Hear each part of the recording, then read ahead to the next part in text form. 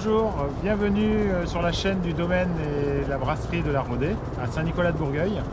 Alors aujourd'hui, dure journée, je voulais vous parler de la protection contre le gel par l'aspersion. Donc comme vous pouvez voir derrière moi, là nous sommes au 3e jour de cette vague de froid qui est tombée sur la France cette année, là au mois d'avril. Et du coup, ici nous sommes sur une protection donc par l'aspersion. Donc le principe, on va pulvériser de l'eau sur la vigne juste avant que la température soit négative pour commencer à enrober le bourgeon et les rameaux d'un film de glace qui va protéger le bourgeon du gel suite à la descente de température. Donc en fait on va mettre le végétal dans un glaçon, comme dans un cocon, dans un igloo, pour du coup protéger.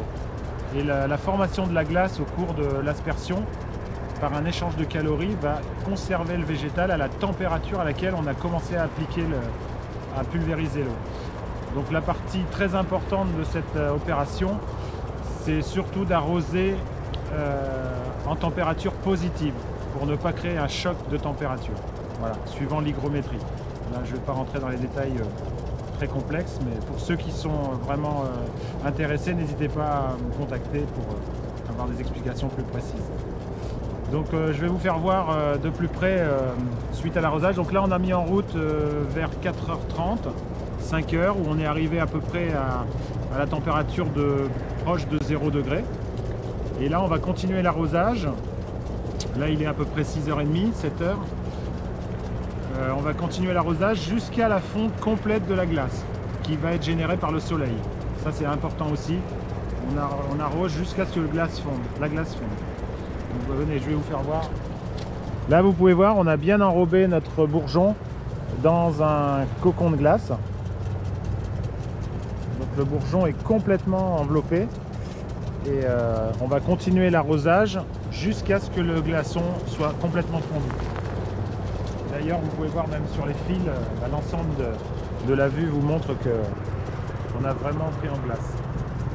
Donc là, sur cette nuit, on va être descendu à peu près à -2, maximum -3. Là, ça va commencer à se réchauffer maintenant, tout doucement. Donc voilà, pour protéger notre végétation. Donc sur Saint-Nicolas-de-Bourgueil, on couvre actuellement 100 hectares en aspersion. Donc on se retrouve dans l'ancien lit de la Loire, dans le plateau le plus bas du terroir, où là on a un ensemble de rivières et de petits canaux qui ont été aménagés pour pouvoir avoir suffisamment d'eau dans la nuit pour pouvoir pomper en direct. L'apport aujourd'hui correspond à peu près à 3 mm par heure d'eau pour l'efficacité de notre pulvérisation. Donc en fait toute l'aspersion sur Saint-Nicolas-de-Bourgueil est organisée en CUMA. Donc chaque vigneron participant à la CUMA à la gestion d'un tracteur ou deux sur des zones de pompage. Donc on a à peu près 5 à 6 zones de pompage. Certains pompages qui sont vraiment très gros, on a des groupes autonomes qui sont installés sur place. Sinon après ce sont des tracteurs isolés à différents postes stratégiques là où on a l'eau et au plus près des parcelles, voilà, pour être efficace. Donc la particularité de l'aspersion en termes de protection anti-gel, on peut considérer qu'on a une protection à 100% efficace, quelle que soit la température négative. Sachant qu'une fois que le glaçon est formé, il peut descendre en température très très bas au niveau de l'atmosphère. Le cocon est fermé, il n'y a plus du tout de variation à l'intérieur du glaçon. Le seul bémol, c'est que si vraiment on allait sur des températures très basses, mais ce qui est rare quand même au mois d'avril ou mai, c'est qu'on formerait trop de glace si la végétation est beaucoup développée et du coup ça casserait le végétal. Mais ça c'est très rare.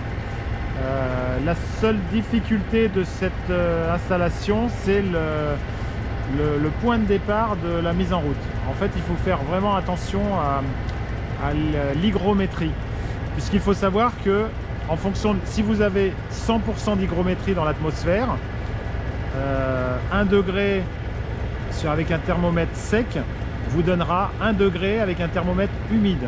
C'est un thermomètre qui est avec une petite gaz imbibée d'eau et qui vous donne la température qui correspond à la température si vous apportez de l'eau sur un corps étranger, un végétal. Donc plus l'hygrométrie est élevée, plus la différence entre la température sèche et la température humide est faible. Ce qui vous donne une possibilité de démarrer plus tard si vous avez beaucoup d'hygrométrie. Si vous avez une hygrométrie très faible, vous allez avoir un écart très important, ce qui veut dire qu'il va falloir allumer très tôt dans la nuit pour ne pas, à l'inverse, créer le gel du végétal, puisqu'on crée un choc thermique. Donc nous, pour le fonctionnement de l'aspersion, on se base principalement et même uniquement sur le thermomètre humide. Donc on a des sondes réparties dans tout le vignoble et on surveille la température humide.